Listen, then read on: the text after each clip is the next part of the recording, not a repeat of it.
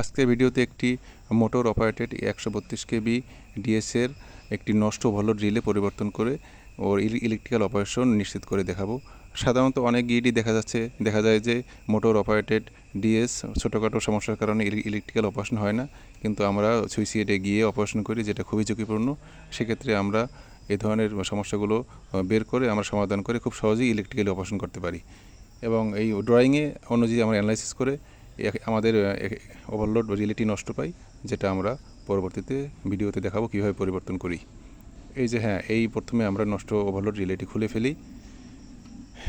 এরপরে আমরা একটি পুরাতন আইসোলেটরের কন্ট্রোল বক্স থেকে একটি ওভারলোড রিলে আমরা খুলে নিয়ে আসব। আমরা এখন একটি পুরাতন আমাদের সাবস্টেশনে ফেলানো ছিল এরকম একটি ডিএস থেকে আমরা ওভারলোড রিলে আমরা খুলে নিয়ে আসতেছি। খুলে নিয়ে আসার পরে আমরা এটি আমাদের ডিএসি সেট করব। আমরা এটি খুলে নিয়ে এসেছি। এটি একটি 10 এম্পিয়ারের ওভারলোড রিলে। এর এম্পিয়ার সেট করা যায়, কম বেশি করা যায়, ম্যাক্সিমাম 10 এম্পিয়ার। এখন আমরা ওভারলোড রিলেটি আমরা এখানে সেট করতেছি। এরপরে আমরা এটা অপারেশন করে দেখব যে আমাদের আসলে আমরা যে কাজটি করেছি যে কাজটি সঠিক হয়েছে কিনা, এটা অপারেশন করে আমরা দেখব সামনে ভিডিওতে। আমরা ওভারলোড রিলেটি আমরা চেঞ্জ করতেছি। এটি সেট করা হয়ে গেলে এরপর আমরা একটু ভোল্টেজটা চেক করব।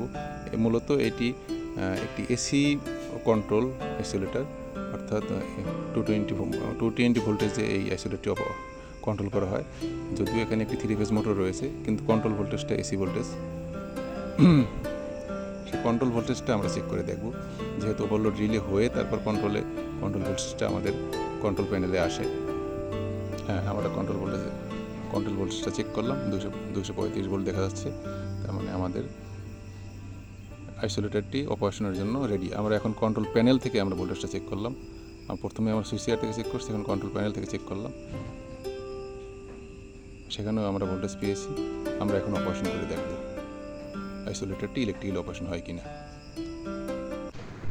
এখন আমরা ইলেকট্রিক্যালি অপারেশন করে দেখব যে ওপেন এবং ক্লোজ হয় কিনা।